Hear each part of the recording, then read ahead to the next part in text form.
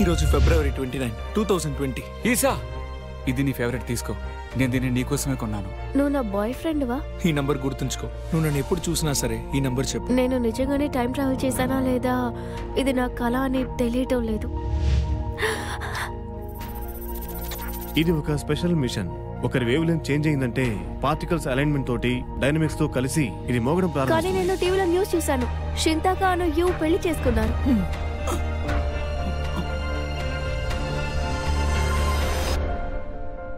Wow, awesome. ఇలా వినండి, ఈ రోజు 5,000 మంది కంటే ఎక్కువ మంది చూశారు. 5,000 వ్యూవర్స్. వీళ్ళందరూ చూడడానికి విచిత్రంగా ఉన్నారు. పదండి వెళ్ళిపోదాం. నిజంగానే ఇది పెద్ద విషయం. మీరు మీ వ్యూవర్స్ ని పెంచాలనుకుంటున్నారా లేదా నా ప్రాబ్లమ్ ని సాల్వ్ చేయాలనుకుంటున్నారా?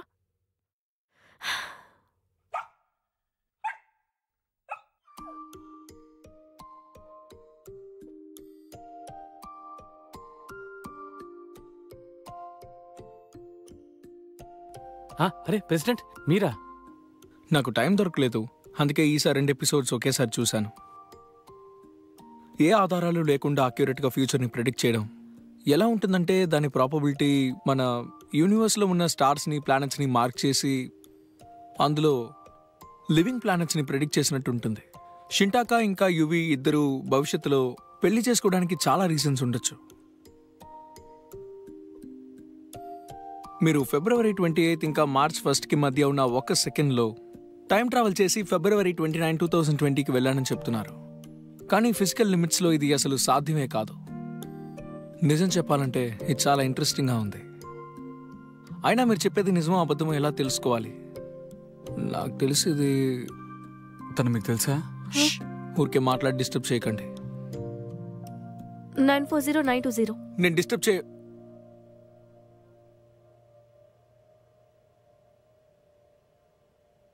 అయినా అసలు ఈ నంబర్ నీకెలా తెలుసు? నువ్వే నాతో చెప్పావు, మనం మళ్ళీ కలుసుకుంటే ఈ నంబర్ని నీతో చెప్పమని చెప్పావు. నేను నీకు ఇంకేమేమి చెప్పాను? తర్వాత నీకు అంతా తెలుసు అని చెప్పావు. నా గురించి అంతా తెలుసు, నా ఫ్యామిలీ గురించి కూడా తెలుసు. తర్వాత నువ్వు నన్ను ఒక హోటల్కి తీసుకువెళ్ళి బయట ఎక్కడా తిరగకు అని చెప్పావు. దాని తర్వాత నువ్వు నా బాయ్ ఫ్రెండ్ అని చెప్పావు.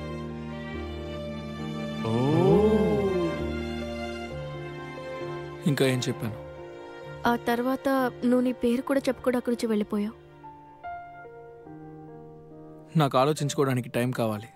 ఈరోజుకి చాలు. నా పేరు యూ కచంగ్.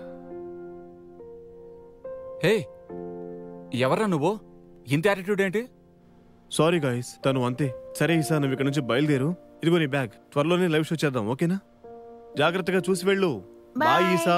జాగ్రత్తగా వెళ్ళు. Bye bye bye. బస్ లో వెళ్ళండి. Okay, bye rayon.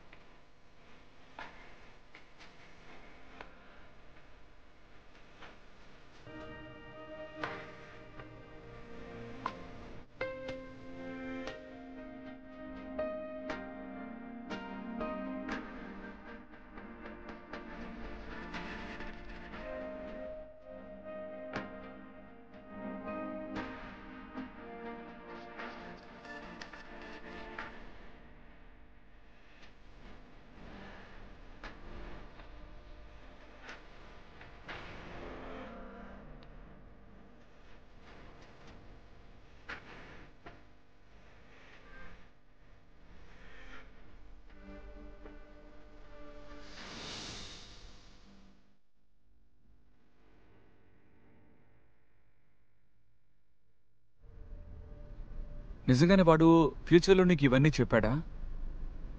అవును. మరి మీకు నాకు ఉన్న సంబంధం ఏంటి? తెలీదు, ఒకవేళ మన ఫ్రెండ్స్ ఏమో. ఓ అలాగా? ఇప్పుడైనా నేను చెప్పింది నమ్ముతావా? ఇంత జరిగిన తర్వాత కూడా మిమ్మల్ని నమ్మకపోతే నన్ను మూర్ఖుణ్ణి అనుకుంటారు. హ్మ్.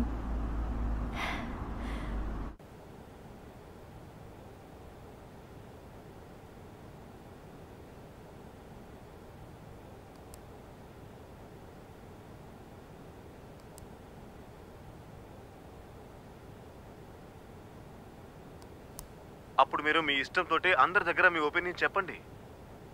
మనం దీని ఒక సైంటిఫిక్ పర్స్పెక్టివ్లో చూస్తే హ్యూమన్ బిహేవియర్ అనేది ఫిజికల్ యాక్టివిటీస్ బంచ్ అని చెప్పొచ్చు.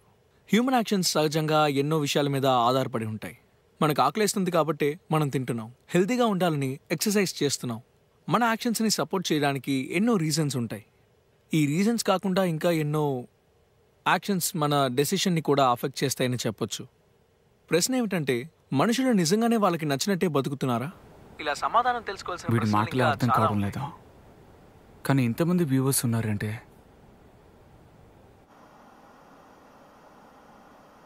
ఇప్పుడు ఇంటర్నెట్ ఛానల్ మొత్తం నువ్వే ఉంటున్నావు. నువ్వు నాలా యూట్యూబ్ ఛానల్ స్టార్ట్ చేయొచ్చు కదా. ఎన్ని వ్యూస్ వస్తే అంత సంపాదించొచ్చు. నాకు అందులో పెద్దగా ఇంట్రెస్ట్ ఏమీ లేదు. తెలుసులే, నీకు ఆ అబ్బాయి గురించి మాత్రమే దిగులు కదా.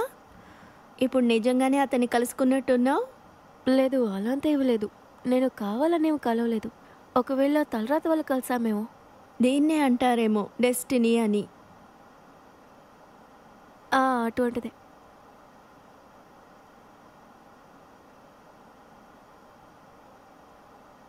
కానీ ఒక విషయం, నేను తన్ని ఫ్యూచర్లో చూసిన దానికన్నా ఇప్పుడు కాస్త డిఫరెంట్గా ఉన్నాడు. ఎందుకలా అంటున్నావు? ఫ్యూచర్లో తను బాగా కేరింగ్ గాను లవ్వింగ్ గాను ఉన్నాడు.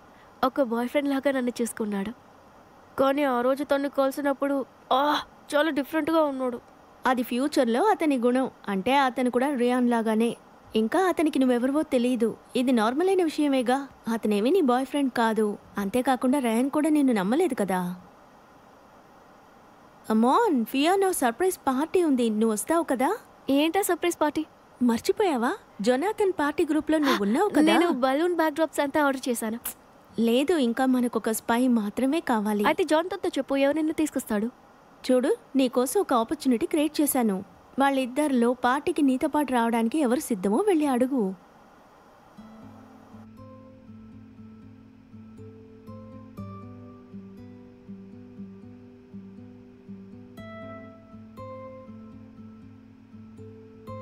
ఇందులో చాలా పాసిబిలిటీస్ ఉన్నాయి. అందులో మొదటిది ప్యారలల్ యూనివర్స్. అక్కడ మన స్పేస్ టైం కూడా చాలా రియల్గా ఉంటుంది. కానీ మనం అక్కడ చూసేది ఫ్యూచరో కాదో తెలియదు.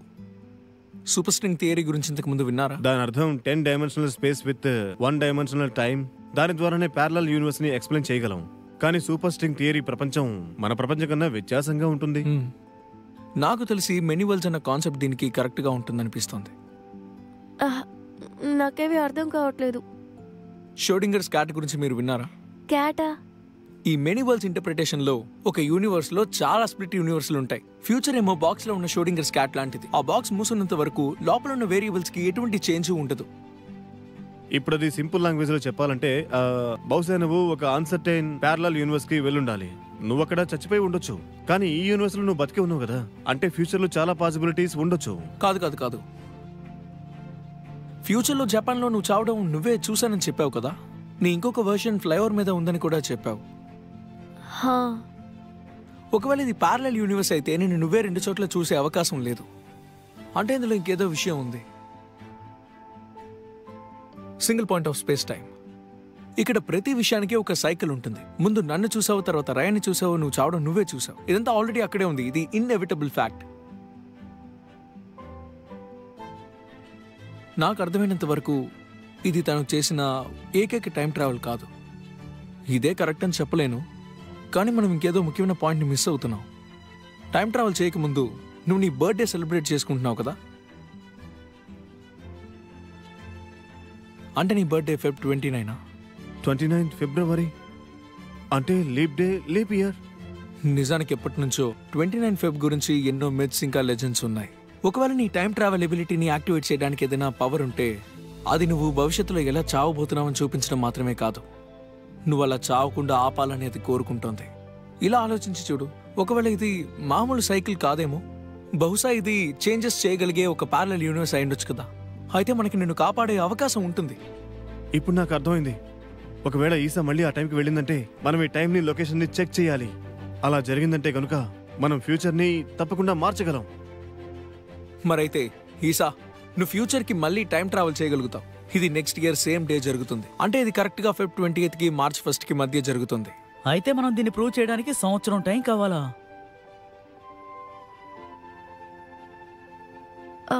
ఇప్పుడు కూడా నాకు అర్థం ఏది కావట్లేదు. అర్థం కాలేదు?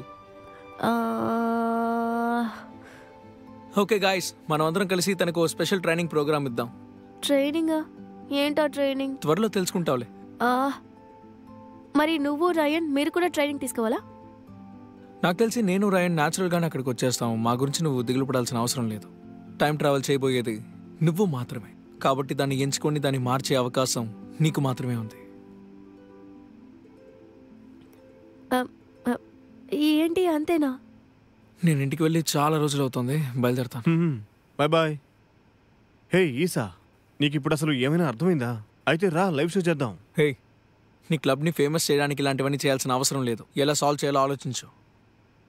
ఎప్పుడు నాకు సపోర్టివ్గానే ఉంటావు. ఇప్పుడు ఎందుకు ఇలా మాట్లాడుతున్నావు? ఇలా చూడు, ఈ కేసులో ఉన్న హిడెన్ డేంజర్స్ని సాల్వ్ చేయడానికి నాకు హెల్ప్ చేయి. టైం ట్రావెల్కి సంబంధించిన కేసెస్ గురించి ఇన్వెస్టిగేట్ చేయి. గ్వానియో, తనలాగే Feb 29న పుట్టిన వాళ్ళకి ఇలాంటివి ఏమైనా జరిగిందేమో చూస్తావా? చూడండి ప్రెసిడెంట్, మరి నా సంగతి ఏంటి? నువ్వు వెళ్ళి నీ పని చూసుకో. ఓ,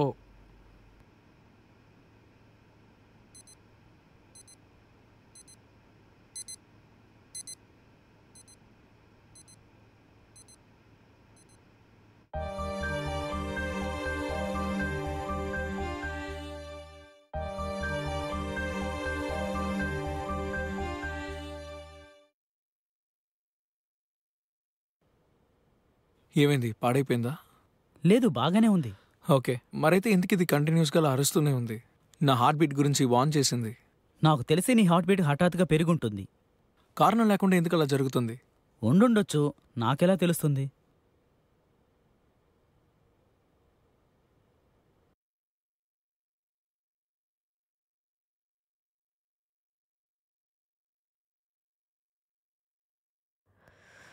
మ్మ్.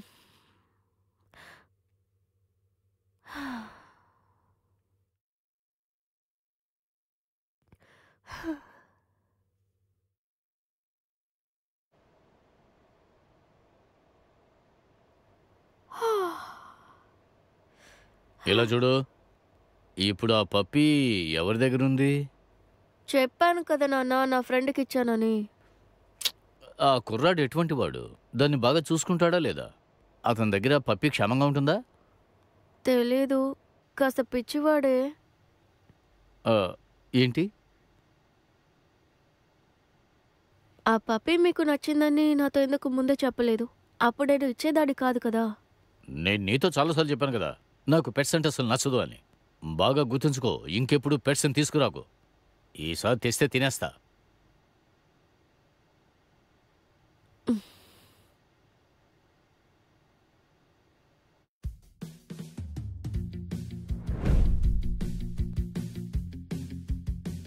ఈ కేసు కోసం మనం హొక్కైడో, జపాన్ ఇంకా మిగతా సిటీస్లో జరిగిన 10 మోస్ట్ కామన్ డెత్స్ గురించి రీసెర్చ్ చేసాం. ఇందుకు మనకి చాలా స్కిల్స్ ఇంకా టెక్నాలజీస్ కావాలి. జాపనీస్ అప్లికేషన్స్ లాంటివి, హొక్కైడో జియోగ్రఫీ, ఇంకా journalist shooting techniques.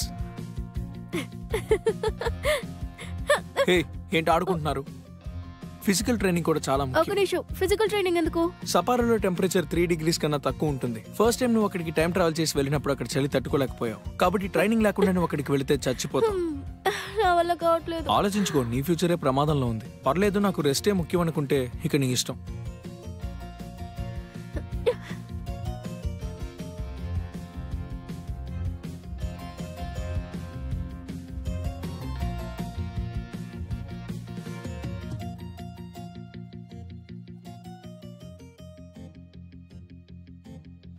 Feels great. Now stop it. ఇప్పుడు ఇంకేమైనా వర్డ్స్ నేర్చుకోబోతున్నావా? కుదరనే కుదరదు. అలాగే నీకు పాలు తాగాలనిపిస్తే ఇదిగో ఇవి తాగు. ఇవి తాగితే 6.3 మిల్క్ కదా, ఇది మంచి ఆరోగ్యంగా ఉంటుంది. ముందు త్వరగా రాయి.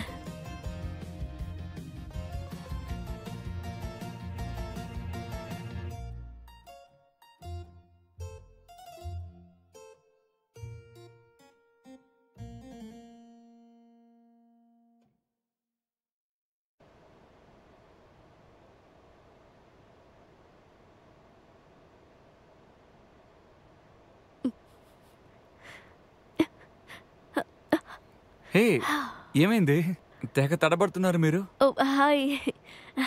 మీ లంచ్ పూర్తయిందా? మీకోసం సుషి తీసుకొచ్చాను. Thank you. నేను దీన్ని తర్వాత క్లీన్ చేసుకుంటాను. ఏంటి ఇటువైపు వచ్చావు? నీకు వర్క్ లేదా? ఈరోజు లీవ్ తీసుకున్నాను. అయితే స్పెషల్గా సూషన్ కొట్టడానికి వెళ్ళావా? లేదు, వచ్చేదారిలో కనిపిస్తే కొన్నానంతే. ఒకవేళ నేను ఇక్కడ లేకపోతే ఏం చేసేవాడివి? మీరు టైర్డ్గా ఉన్నారా? కాస్త. ఈ మధ్య ట్రైనింగ్ కోసం అక్కడికి వెళ్ళాలి కదా. అక్కడ అంటే సీక్రెట్ జియోమెట్రీ అసోసియేషనా? అవును. ఎలాంటి ట్రైనింగ్ నడుస్తుంది? చాలా విషయాలు నేర్చుకుంటున్నాను. Physical training, Japanese language. Next time ట్రావెల్కి నేను ప్రిపేర్ అవ్వాలని చెప్పారు. నేనేమనుకుంటున్నానంటే ఇది కేవలం నా ఉద్దేశం మాత్రమే. వాళ్ళందరూ చూడడానికి విచిత్రంగా ఉన్నారు. వాళ్ళ మనసులో చెడు ఉద్దేశం కూడా ఉండే అవకాశం ఉంది. లేదు, వాళ్ళు వాళ్ళ ఛానల్ని ప్రమోట్ చేసుకోవడం కోసం నా కథని వాడుకుంటున్నారు అంతే. మరి మీరు అక్కడికి ఎందుకు వెళ్తున్నారు? ఏం చేయను, వాళ్ళైనా నన్ను నమ్మి కాస్త హెల్ప్ చేస్తున్నారు కదా. నాకు అలా అనిపించట్లేదు. ఒకసారి బాగా ఆలోచించండి. మీరు ఒక అమ్మాయి అలాంటి చోట్లకి ఒంటరిగా వెళ్ళటం సురక్షితమేనా? ఒక్క నిమిషం, సారీ. Hello,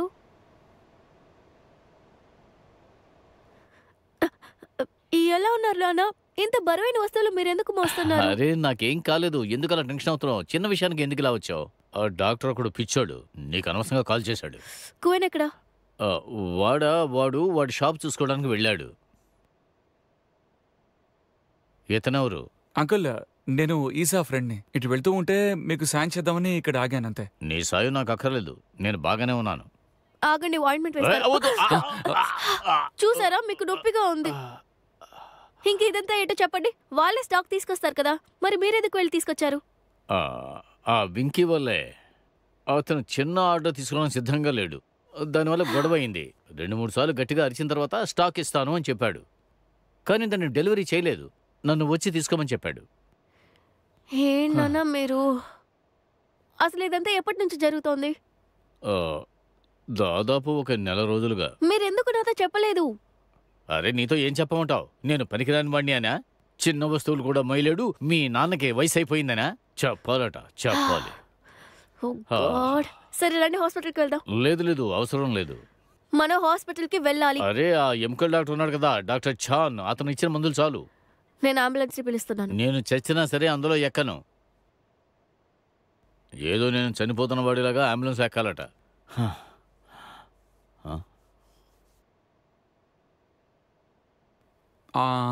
uncle. నన్ను అంకుల్ అని పిలవకు, శాన్ సార్ అని పిలువు. శాన్ సార్, ఈసా మాట విని మీరు వెంటనే హాస్పిటల్కి వెళ్ళండి.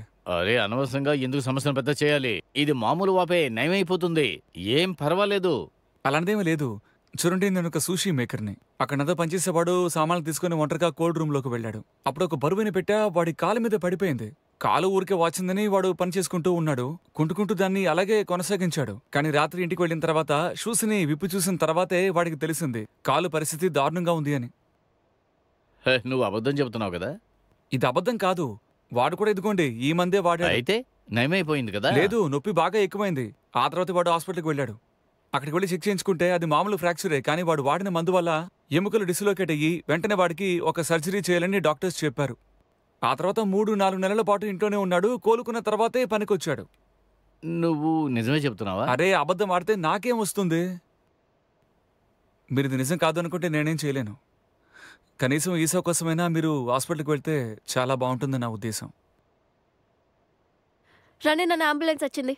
మీరుగా వస్తారా లేదా రాయి నన్ను నేను మిమ్మల్ని ఎత్తుకొని తీసుకువెళ్ళాలా? అలా చేయక్కర్లేదు, నేనే నడుచుకుంటూ వస్తాను. మొండి ఘటం.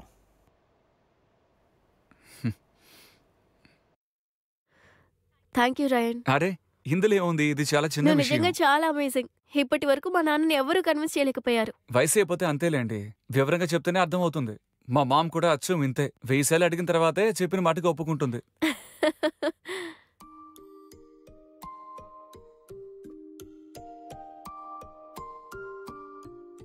అవును, ఏం లేదు, వస్తాను. ఏంటి? ఆగు.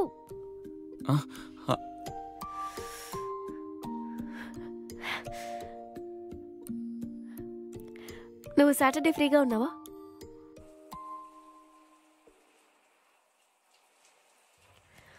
నీకేం ఇష్టమో నాకు తెలీదు, నువ్వే చూస్ చేయి.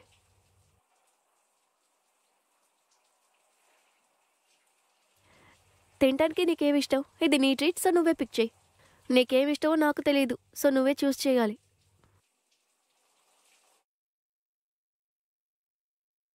అనయ్య, ఆ, ఎవరితోనైనా డిన్నర్కి వెళుతున్నావా? నా ఫోన్ ఓపెన్ చేసి చూడదని నేను నీకు ఎన్నిసార్లు చెప్పాను? నీ ఫోన్ చాలాసేపటి నుంచి రింగ్ అవుతోంది. యాక్సిడెంటల్గా చూశాను. అవును, డేట్కే వెళ్తున్నాను. నీకేమైనా ప్రాబ్లమా? ఏమీ లేదు. లాస్ట్ వీక్ నా ఫ్రెండ్స్తో కలిసి ఒక రెస్టారెంట్కి వెళ్ళాను. అక్కడ భోజనం చాలా బాగుంది. ఆ హోటల్ కూడా బాగుంది. నువ్వు అక్కడికి తీసుకువెళ్ళు. సరే సరే.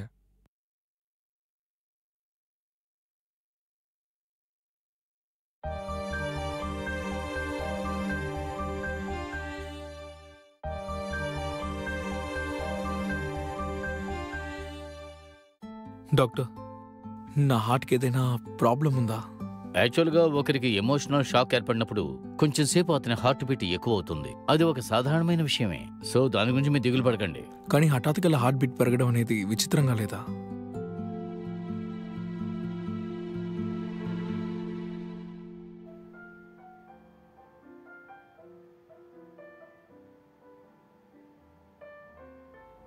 ఎక్స్క్యూజ్ మీ, మా అనే పేరు మీద ఇద్దరికి టేబుల్ బుక్ చేశానండి. ఎస్ మిస్టర్ మా, కానీ ముగ్గురికి.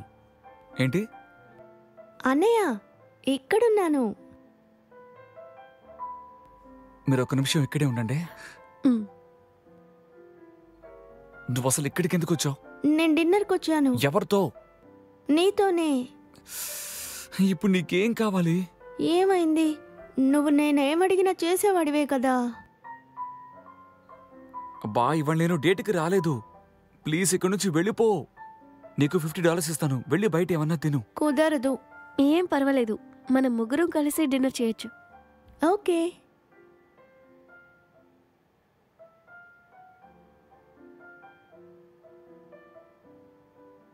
మీ ఆర్డర్ ఏంటో చెప్తారా?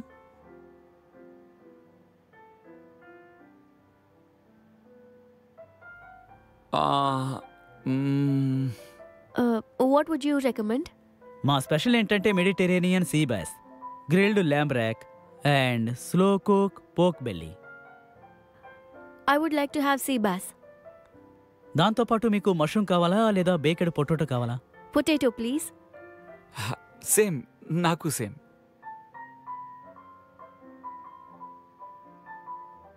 నాకొక డక్ బ్రెస్ట్ విత్ పీచెస్ ఇంకా చీజ్తో, తర్వాత ఒక ఐస్ కాఫీ. సరే, డక్ బ్రెస్ట్ విత్ పీచెస్, ఎక్కువ చీజ్తో పాటు, తర్వాత ఇంకో ice coffee. Correct. Thank you. త్వరగానే మీ ఫుడ్ తీసుకొస్తాను. హే, ఫుడ్ గురించి ఎక్కువ చదివావా? నేను డిఎస్సిలో అది చదివాను. మరెందుకు ఆర్డర్ విషయంలో నాకు సహాయం చేయలేదు? నువ్వు నన్ను అడగలేదు నాకేం కదా. తెలుసు నీకు ఇవన్నీ వచ్చు అని?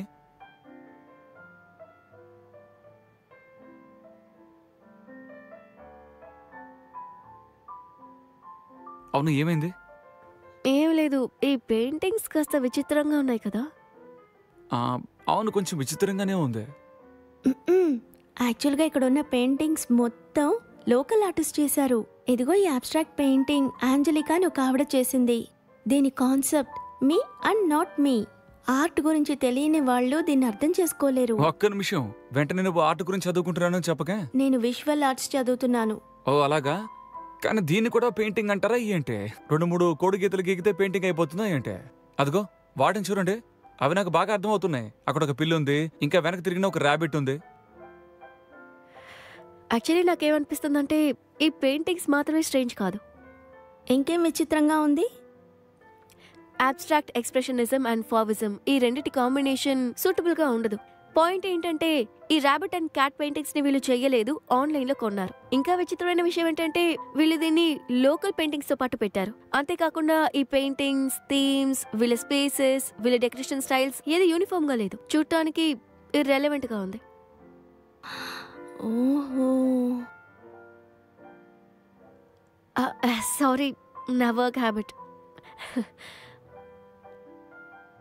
సరే చెప్పు, ఎగ్జామ్కి నీ ఐడియా ఏంటి?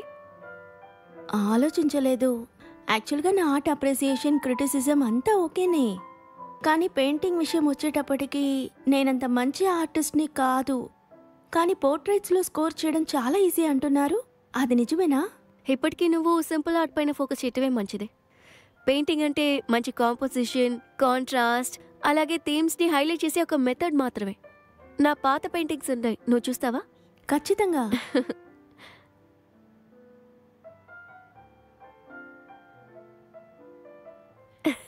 ఇది చూడు. ఓ, మీరు చిన్నప్పటి నుంచి పెయింటింగ్ చేస్తున్నారా? అయితే మీరు బాగా స్కోర్ చేస్తుంటారు. ఓకేగా చేశాను. ఇది చాలా అందంగా ఉంది, నాకు కూడా నేర్పిస్తారా? తప్పకుండా. వావ్. నువ్వు విజువల్ ఆర్ట్స్ని ఎందుకు చూస్ చేసుకున్నావు? ఒకసారి అన్నయ్య నేను బాగా పెయింట్ చేస్తున్నానన్నాడు. అప్పటి నుంచి నాకు ఇంట్రెస్ట్ రావడం మొదలైంది. మీరు చెప్పండి, డిజైన్స్ చదవడం అంత కష్టంగా ఉంటుందా? తప్పకుండా కాదు. మనకి ఇష్టమైన పని మనం చేస్తే అది కష్టంగానే ఉండదు. అయ్యో, నాకు కడుపు నొప్పిగా ఉంది. అర్జెంటుగా వాష్రూమ్కి వెళ్ళాలి. బయలుదేరుతున్నాను. సరే వెళ్ళు. నేను మీ ఇంటి వరకు మీకు తోడుగా రానా?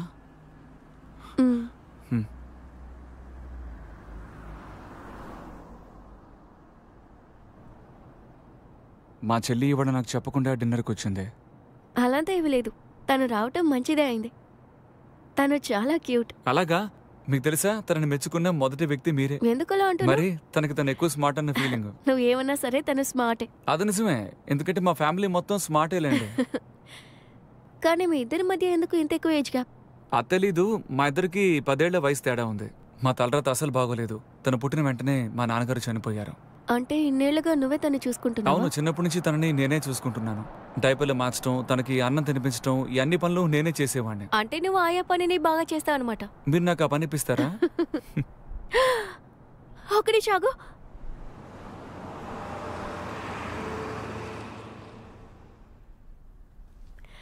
ఇది తీసుకో.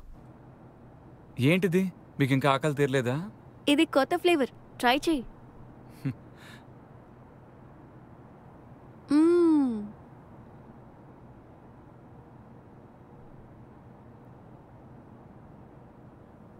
మా నాన్న నా కోసం ఎప్పుడు వంట చేయలేదు. అందుకే నేను ఎక్కువగా స్ట్రీట్ ఫుడ్ తింటూ ఉంటాను. స్క్రాంబుల్డ్ ఎగ్తో పాటు కప్ నూడిల్సే చాలా బెస్ట్ అయిన కాంబినేషన్.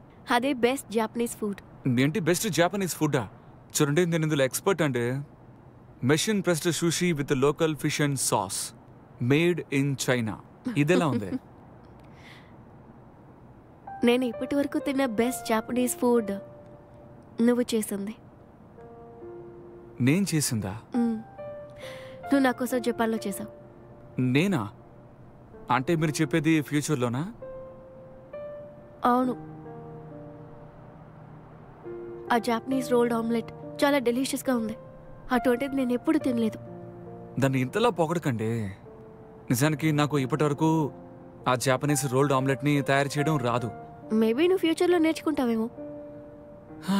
నేను చెప్పిన ఫ్యూచర్లో నాకు ఛాన్స్ దొరికితే నేను కూడా ఖచ్చితంగా ఒక మాస్టర్ షెఫ్ని అవుతాను. అయితే అయిపో. 10 ఏళ్ల నుంచి సూపర్ మార్కెట్లోనే పనిచేస్తున్నాను. కొత్తగా పని వెతుక్కుంటూ వెళ్తే అందరూ నన్ను చూసి నవ్వుతారు. నువ్వు లా ఆఫ్ అట్రాక్షన్ గురించి ఎప్పుడైనా విన్నావా?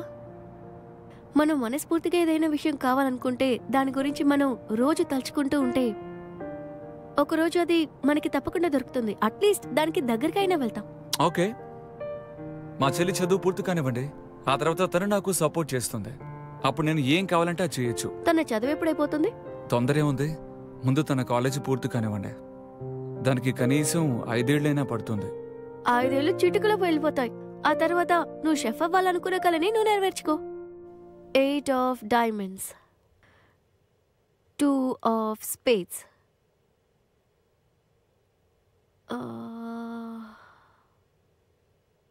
నీ ముందున్న డెస్క్లో ఏమేమి ఉన్నాయో గుర్తు తెచ్చుకో. 5 ఆఫ్ హార్ట్స్. ఇలా చూడు, అన్నిటికంటే ఇంపార్టెంట్ నీ మెమరీ పవర్, ఇమాజినేషన్, ఇంకా కాన్సన్ట్రేషన్. నేను ఫోకస్డ్గానే ఉన్నాను. నెక్స్ట్ ఏంటో చెప్పు. నేను చాలాసార్లు ప్రాక్టీస్ చేశాను. ఫ్యూచర్లో నీకు ఒక్క ఛాన్సే ఉంటుంది. అక్కడ ఉన్నవన్నీ నువ్వు గుర్తుంచుకోవాలి. అక్కడ ఉన్న ప్రతి డీటెయిల్ మనకు చాలా ముఖ్యం. ఒక బ్రేక్ తీసుకుందాం. ఓకే, 5 నిమిషాలు.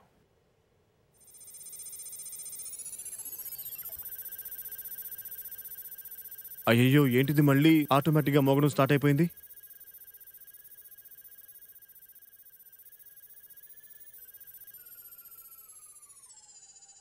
తను ఇక్కడ లేదా? ఏయ్ అందరూ వచ్చి ఇలా చూడండి. రండి రండి చూడండి. ఏంటి? దీని పక్కన పెడితే ఇది మోగుతుంది. ఇలా చూడు చూడు. ఇదేంటి? ఇది మా అమ్మ ఇచ్చారు. ఇప్పుడు అర్థమైంది. అయితే దీని మూలంగానే నువ్వు టైం ట్రావెల్ చేసావు. ఈ విషయాన్ని నేనెందుకు గుర్తు తెచ్చుకోలేకపోతున్నాను? ఇది నీకు ఎప్పుడు ఎక్కడ దొరికింది? నేను టైం ట్రావెల్ చేసిన 2 వారాల ముందు. దొరికిన తర్వాత నీకేదైనా స్పెషల్గా జరిగిందా? సడన్ గా నా అదృష్టం అంతా మారిపోయింది. ఏమంటున్నావు? అదేంటంటే అప్పటి వరకు నా లైఫ్ లో నేను చాలా అన్లక్కీ. కానీ ఇది దొరికిన మరుసటి రోజు నుంచి నా లక్ మొత్తం మారిపోయింది. సడన్ గా నాకు బుక్ స్టోర్ లో జాబ్ దొరికింది. దాని తర్వాత కూడా చాలా జాబ్స్ వచ్చాయి. దానికంతా ఇదే కారణమా? అయితే అది గ్యాంబ్లర్స్ ఫ్యాలసీ. ఇదే నీకు గుడ్ లక్ తీసుకొచ్చిందని నువ్వు అనుకుంటున్నావు. అయితే ఖచ్చితంగా ఇందులో ఏదో ఒక ఎనర్జీ ఉంది. అందుకే ఈ గుడ్ లక్ కి క్రెడిట్ తను దీనికి ఇస్తోంది. ప్రెసిడెంట్ అదంతా సరే, కానీ ఇది ఇప్పుడు ఇలా మోగడానికి కారణం ఏంటి? ఈ విషయం చెప్పు. నేను దీంతో ఇలా టైం ట్రావెల్ చేశాను. అయితే నువ్వు టైం ట్రావెల్ చేసి అక్కడికి వెళ్ళి నీ యాక్సిడెంట్ చూడడం నీకు గుడ్ లక్ అంటావా? దీనివల్ల నేను అట్లీస్ట్ ఆ యాక్సిడెంట్ ని ఆపే ఛాన్స్ దొరికింది. ఇచ్చిన బ్రేక్ అయిపోయింది. ప్రాక్టీస్ మొదలు పెడదాం.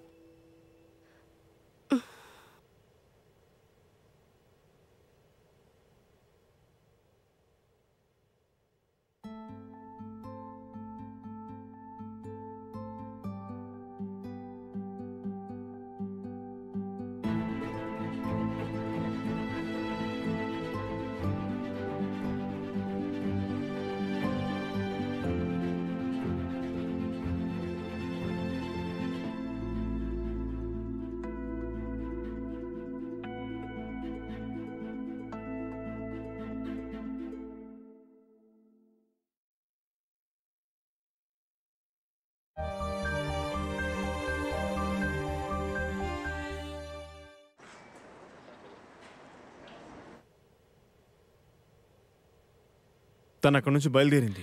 వచ్చే దారిలో తనకి ఏదైనా యాక్సిడెంట్ అయిందా? కిడ్నాప్ చేశారా? ఎవరైనా తనని కిడ్నాప్ చేశారా? లేదు లేదు. సరే లేట్ అయింది. వచ్చింది. రా రా కూర్చో కూర్చో.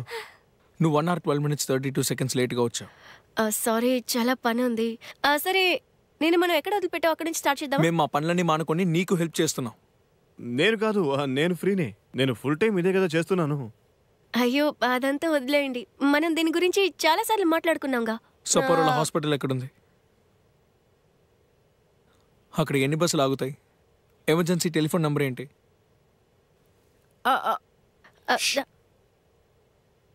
ఇవన్నీ బేసిక్ ఇన్ఫర్మేషన్. డే 1 నుంచి నువ్వు వీటిని బట్టి పడుతున్నావు. ఓకే, నేను దీని తర్వాత బట్టి పడతాను. ఇదంతా తర్వాత చూసుకుందాం. ఇప్పుడు మనం స్టార్ట్ చేద్దామా? ఫారెన్హైట్ 451. ఇది నీ ఫ్రెండ్ లీకా మ్యాన్ నాన్నగారి కొట్టు. కొన్నాళ్ళ క్రితం ఈ కొట్టుని మీ ఫ్రెండ్ పేరుకి రాసిచ్చేశారు. హఠాత్తుగా నీకు ఒక ఫ్రీలాన్స్ ఉద్యోగం వచ్చింది కదా. అది నీ ఫ్రెండ్ సేసమ్ సుమిత్ నీ కోసం రహస్యంగా సాయం చేస్తే దొరికింది. నాకు అర్థం కాలేదు. అది నీ దగ్గరికి రాగానే నీకు గుడ్ లక్ వచ్చిందని నువ్వు అనుకుంటున్నావు కదా. నాకు ఈ విషయం నువ్వు చెప్పినప్పటి నుంచి ఆ వస్తువులో నిజంగానే లక్ ఉందా లేదా అని చెక్ చేయడం మొదలుపెట్టాను. నా గురించి విచారించావా? ఇప్పుడు అది ముఖ్యం కాదు. నీకు ఉద్యోగం వచ్చింది నీ లక్ వల్ల కాదు, నీ ఫ్రెండ్ సాయం చేయడం వల్ల వచ్చింది. అలా అంతా ఏమీ లేదు. నమ్మకపోతే నువ్వే కాల్ చేసి కనుక్కో. ప్లీజ్ ఇంత కోపడొద్దు. నేను లేటుగా వచ్చానన్నే కదా నువ్వు ఇలా అంతా చెప్తున్నావు. నువ్వు చేసిన తప్పది ఒకటేనా? గుర్తుంచుకోమని చెప్పి నువ్వు గుర్తుంచుకున్నావా? అసలు మేమంటే నీకు విలువ లేదు. నీ ఫ్యూచర్ గురించి నువ్వు పట్టించుకోవు. అర్థమయ్యేలా చెప్పాలంటే అసలు నీకు బాధ్యతే లేదు. నీ లైఫ్ ని నువ్వు ఎప్పుడు సీరియస్ గా తీసుకుంటావు? ఎప్పుడు చూసినా ఏదో ఒక కంప్లైంట్ చేస్తూనే ఉంటావు.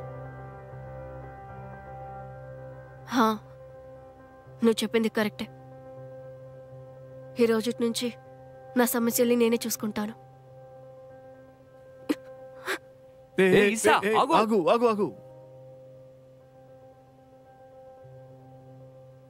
నువ్వు కొంచెం ఓవర్గానే అరిచావనుకుంటాను.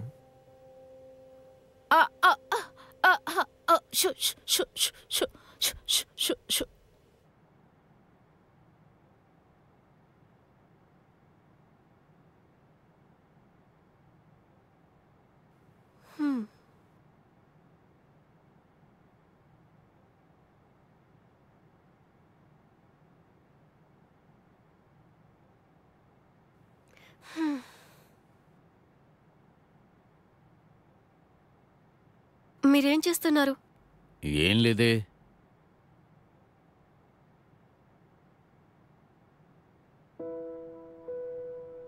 అంటే ఆ ఫుడ్ కూపన్స్ ని అలాగే డబ్బుని మీరే నా పర్స్ లో పెట్టారా నాన్న? నేను నిజంగా అంత పనికిరాని దాన్నా? దయచేసి నా మీద జాలి చూపించడం ఆపండి.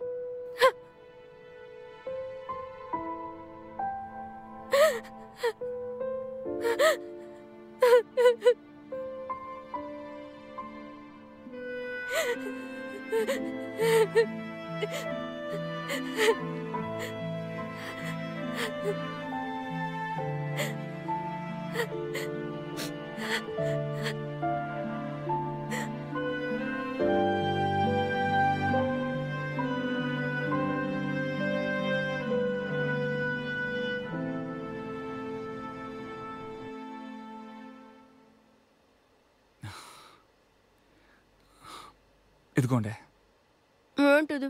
Japanese rolled omelette.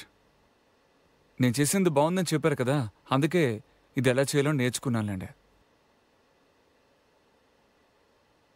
నాకేం వద్దు. ఏమైంది? నాకు తెలుసు, నాపై జాలి చూపించే కదా ఇలా చేస్తున్నావు. ఏంటి? అదేం లేదు, ఏం మాట్లాడుతున్నారు?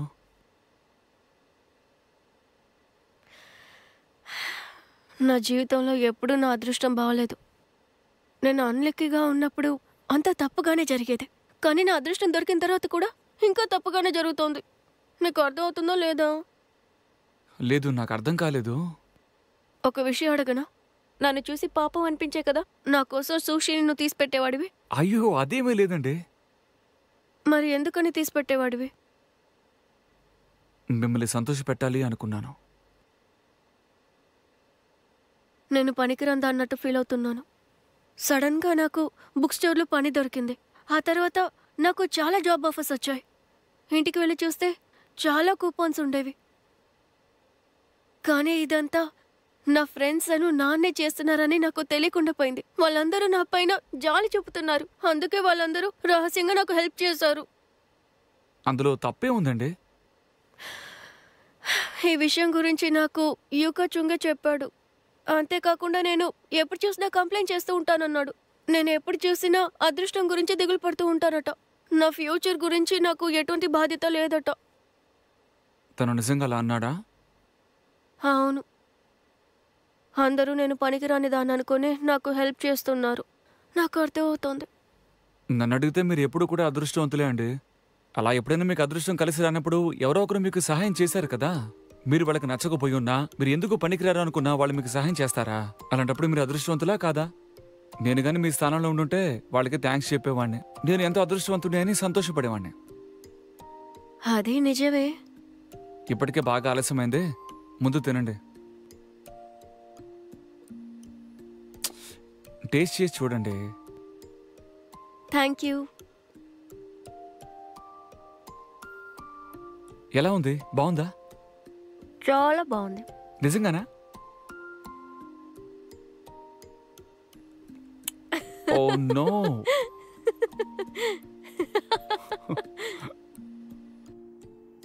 అన్నయ్య, ఆ, నేనొక కోర్స్ జాయిన్ అవుదాం అనుకుంటున్నాను. ఇప్పుడేంటి కోర్సు? నేను నీకు ఆల్రెడీ ట్యూషన్కి డబ్బులు ఇచ్చాను కదా, మళ్ళీ ఏంటి కొత్తగా? Philosophy class. ఇప్పుడు దేనికది? దానికి కూడా ఎగ్జామ్ రాయాలా ఏంటి? లేదు, నేను నేర్చుకోవాలి. ఫిలాసఫీ మీద నీకు ఇంట్రెస్ట్ ఉందన్న విషయం నాకు తెలియదే. అన్నయ్య, ఇలాంటి విషయాల వల్ల మనం తీసుకునే ప్రతి నిర్ణయం మీద ప్రభావం ఉంటుంది. ఇప్పుడు కూడా మనుషులు వాళ్ళకి నచ్చినట్టే బతుకుతున్నారని అనుకుంటున్నారా? నీకేమన్నా మతిపోయిందా? అదేమీ కుదరదు. ఏమైంది? ఇది ఎలాంటి క్లబ్బో నీకు అసలు తెలుసా? తెలీదు. కానీ ఈ డాక్టర్ యు బాగా ఇంటెలిజెంట్ అయిన మనిషి.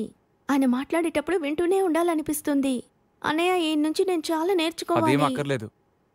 ఎందుకన్నయ్యా? నీకు ఎగ్జామ్స్ ఉన్నాయి కదా. అయ్యో, అవన్నిటిని నేను మేనేజ్ చేసుకుంటాను. నాకు ఒక విషయం చెప్పు. వీడు వాడే కదా ఆ సీక్రెట్ స్ట్రేంజ్ అసోసియేషన్. అది సేక్రెడ్ జామెట్రీ అసోసియేషన్. ఏదో ఒకట్లే. ఈ గ్రూప్ లో ఉండే ప్రతి ఒక్కరు కూడా ఎంతో విచిత్రంగా ఉంటారు. ప్రత్యేకించి ఇదిగో ఈ యూకా చుంగ్. వీడు చూడ్డానికి తేడాగా ఉంటాడు. నా మాట విను, నీ చదువు మీద ధ్యాస పెట్టు. ఈ ఫిలాసఫీ గురించి కాలేజీకి వెళ్ళి బాగా చదువుకో. అన్నయ్య ప్లీజ్ సరే అని చెప్పు, నాకు బాగా ఆశగా ఉంది ప్లీజ్. నువ్వు చిన్నప్పటి నుంచి ఇంతే, ఒక్క మాట కూడా వినవు. నా దగ్గర ఎప్పుడూ ఖర్చు పెట్టిస్తూ ఉంటావు. నేను ఎప్పుడైనా నీ డబ్బుని అమ్మ డబ్బుని వేస్ట్ చేశానా? అన్నిట్లో మంచి మార్కులే తెచ్చుకుంటున్నానుగా. ఓహో, నిన్నేం చెయ్యాలి? సరే, కానీ ఓ కండిషన్. నీ మొదటి క్లాస్కి నేను కూడా నీ కూడా వస్తాను. Okay? Okay, thank you. Yes.